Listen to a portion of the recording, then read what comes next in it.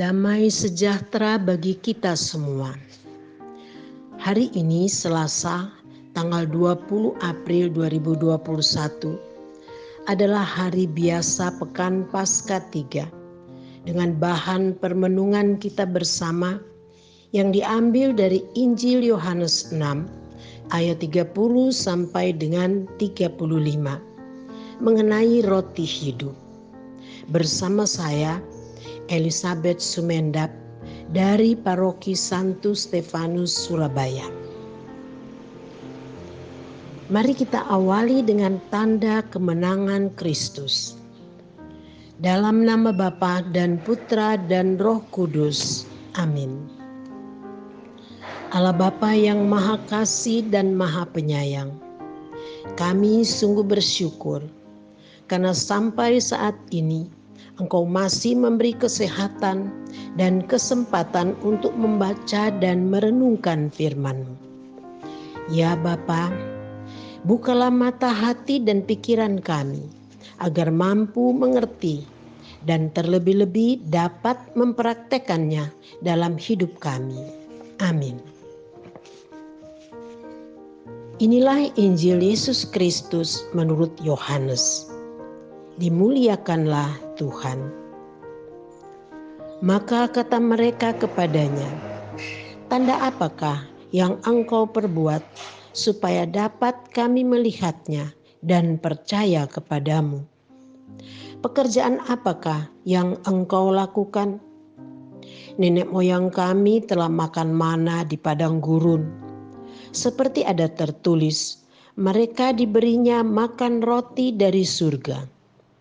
Maka kata Yesus pada mereka, Aku berkata kepadamu, sesungguhnya bukan Musa yang memberikan kami roti dari surga, melainkan Bapa-Ku yang memberikan kamu roti yang benar, yang dari surga.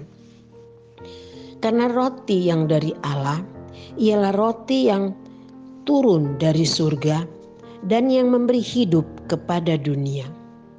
Maka kata mereka kepadanya, Tuhan, berikanlah kami roti itu senantiasa.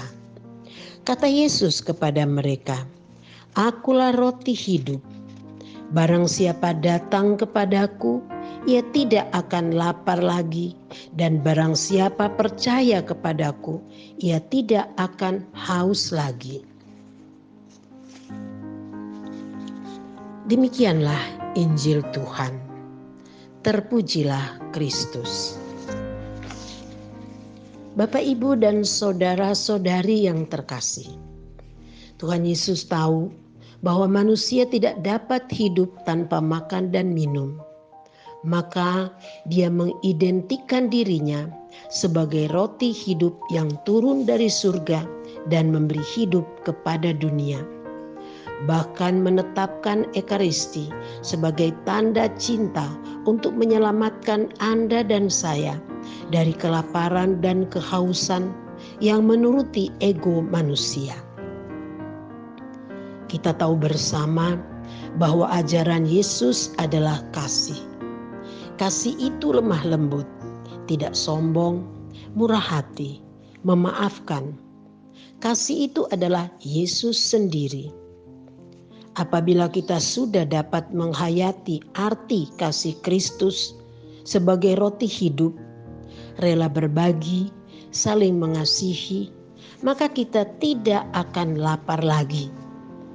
Tapi jika kita hanya terbatas pada tahu, pernah dengar, sering baca, belum bisa atau tidak mau usaha dengan pertolongan Roh Kudus untuk mempraktekannya dalam kehidupan sehari-hari, maka kita akan lapar terus. Misalnya, sombong, ingin dipuji, merasa lebih hebat dari orang lain, maka dia akan lapar terus. Lapar untuk disanjung, lapar untuk dihormati. Dan orang seperti itu tetap haus akan keserakahan, haus akan kehormatan, haus akan kekuasaan, Dan yang jelas, dia tidak percaya Yesus dengan sepenuh hati. Bapak, Ibu, dan saudara-saudari yang terkasih, kita semua ingin melihat dan merasakan kebaikan Tuhan dalam kehidupan kita. Maka harus menerima roti hidup yang turun dari surga, yaitu Yesus yang adalah kasih dan kebenaran.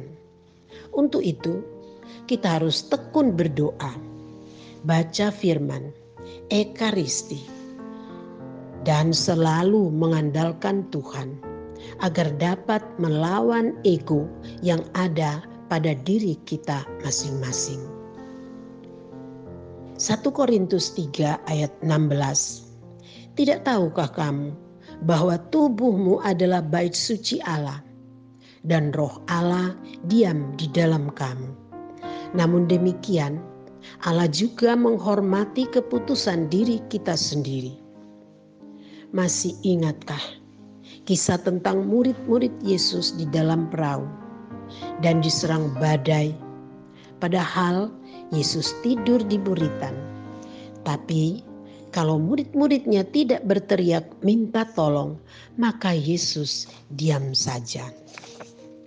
Pada waktu mereka berteriak minta tolong, barulah Yesus menghardik badai dan menjadi reda. Demikianlah kita manusia. Sekalipun Yesus ada di dalam hati kita, tapi kalau kita tidak minta tolong untuk meredahkan ego, kesombongan, atau badai dalam diri kita, maka Tuhan Yesus pun tidak akan menolong kita. Kita harus rendah hati. Kita harus benar-benar mengandalkan pertolongan Tuhan dengan segala kerendahan hati. Bapak, Ibu, dan saudara-saudari yang terkasih, marilah kita berusaha bangkit, tinggalkan kelaparan dan kehausan serta kecongkakan kita. Berubahlah, bertobatlah, agar Paskah mewarnai hidup kita. Terima kasih. Tuhan Yesus memberkati. Marilah berdoa. Tuhan Yesus, kami bersyukur kepadamu atas firman-Mu yang begitu indah. Kami mohon, bantulah kami agar diberi kesadaran untuk meninggalkan kebiasaan yang buruk dan boleh menikmati hidup yang penuh kasih dan kebenaran. Kemuliaan kepada Bapa dan Putra dan Roh Kudus, seperti pada permulaan, sekarang dan selama-lamanya. Amin. Demi nama Bapa dan Putra dan Roh Kudus. Amin.